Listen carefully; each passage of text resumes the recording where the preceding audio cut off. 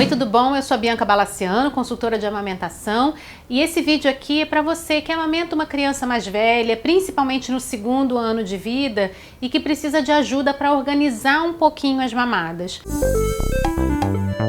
Com frequência eu recebo famílias que querem diminuir um pouquinho a frequência de mamadas ou ter algum tipo de previsibilidade durante o dia, e eu quero muito poder ajudar todas vocês em relação a isso, porque eu sei que quando a gente consegue adequar a rotina de amamentação conforme a criança vai ficando mais velha, isso ajuda a beça todas as famílias a se manter amamentando. Então muitas vezes é o processo de organizar a frequência das mamadas durante o dia que nos ajuda a amamentar por mais tempo, a manter a amamentação por mais tempo.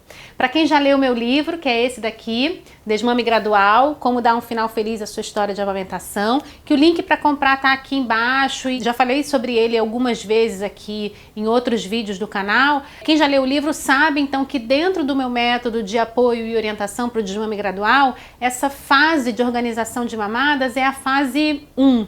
Então eu sei que muitas de vocês não estão pensando em desmamar ainda, mas o desmame ele na verdade é um processo, né? Ele não é um evento que acontece da noite para o dia. Então a primeira etapa para a gente ajudar realmente as crianças a diminuir um pouquinho a frequência de mamadas seria ser capaz de orientá-las a mamar menos vezes durante o dia. Então hoje eu quero explicar para vocês como que vocês podem colocar isso em prática. A primeira coisa é tentar entender ao longo dos dias, né, principalmente da maior parte dos dias da semana de vocês, quais são aquelas mamadas que são realmente importantes para o seu filho. Aquelas mamadas que você percebe que o seu filho está bastante interessado em mamar, aquelas mamadas que são bastante produtivas, né? E como a gente está falando aqui de crianças um pouco mais velhas, principalmente depois de 1 ano, depois de 1 ano e meio, muitas vezes, eles mamam ainda muitas vezes ao longo do dia, mas nem todas as mamadas são especialmente importantes ou produtivas. Muitas vezes é uma bicadinha, é porque estava entediado, é porque terminou uma tarefa e não tinha outra coisa para fazer, mas a gente consegue reconhecer algumas mamadas que são especialmente importantes e que podem estar espalhadas ao longo do dia. Então a primeira coisa é que vocês sejam capazes de identificar mamadas que são muito importantes para vocês, mamadas que são produtivas, mamadas que todo dia se repetem, né? Então mais ou menos naquele momento o seu filho está sempre pedindo, sempre solicitando. Para essa faixa etária, isso pode ser reduzido para 3, 4, no máximo 5 vezes ao longo do dia, e isso provavelmente vai dar conta da maior parte das crianças a partir de 1 ano e meio, tá? Então, se você identificou essas mamadas principais, esse é o primeiro passo para que você possa organizar e limitar um pouquinho a demanda de amamentação e ajudar o seu filho a mamar menos vezes. O segundo passo, depois de identificar essas mamadas principais e realmente importantes e que se repetem todos os dias, é tentar fazer algum tipo de associação dessas mamadas. Quando que elas acontecem durante o dia? Então, é bem comum, por exemplo, que as crianças mamem assim que acordam, antes do café da manhã, antes de ir para a creche, escolinha, ou antes que a mãe saia, por exemplo, para ir trabalhar. Outra mamada que é bem frequente e comum é a mamada que antecede uma sonequinha, por exemplo, que muitas vezes vem depois do almoço, né, da refeição principal aí do início da tarde. E outra mamada que costuma acontecer com muita frequência é aquela mamada antes de dormir, no final da noite. Então, vamos supor que você conseguiu identificar que essas 3 mamadas são muito importantes para vocês e são mamadas produtivas.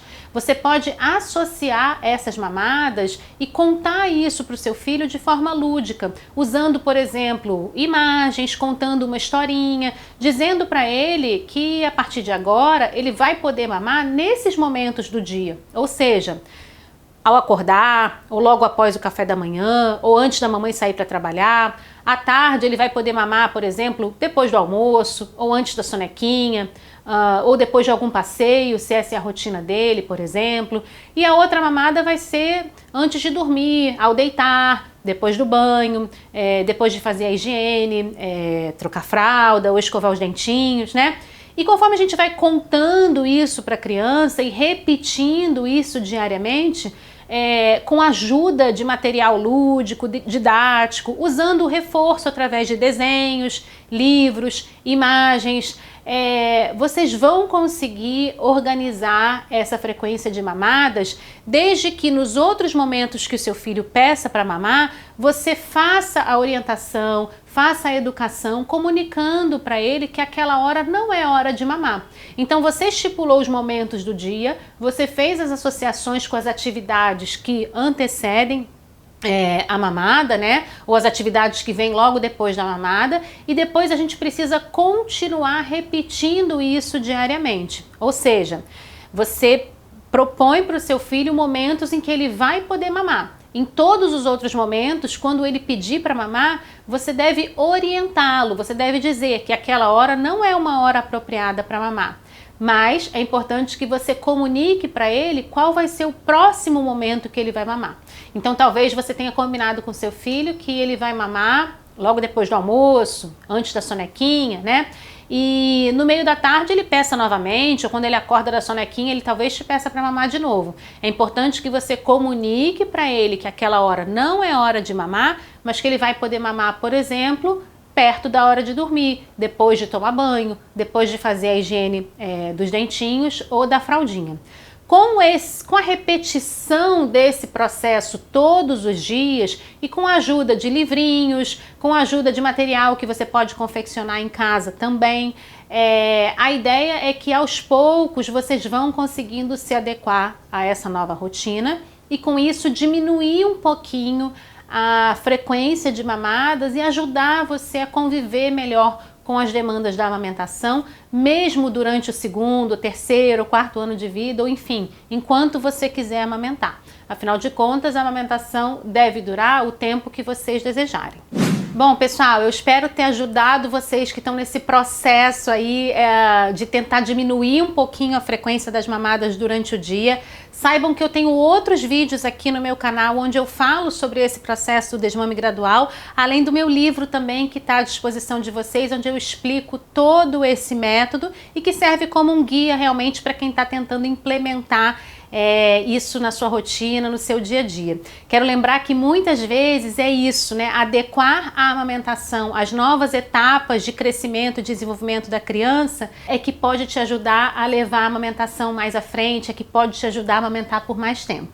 Tá bom? Não esquece de deixar o seu curtir aqui embaixo, se inscrever no canal, deixa um comentário também contando um pouquinho da sua experiência na organização das mamadas e compartilha esse vídeo com quem você acha que pode estar precisando acessar esse conteúdo no momento. Um beijinho e boas mamadas!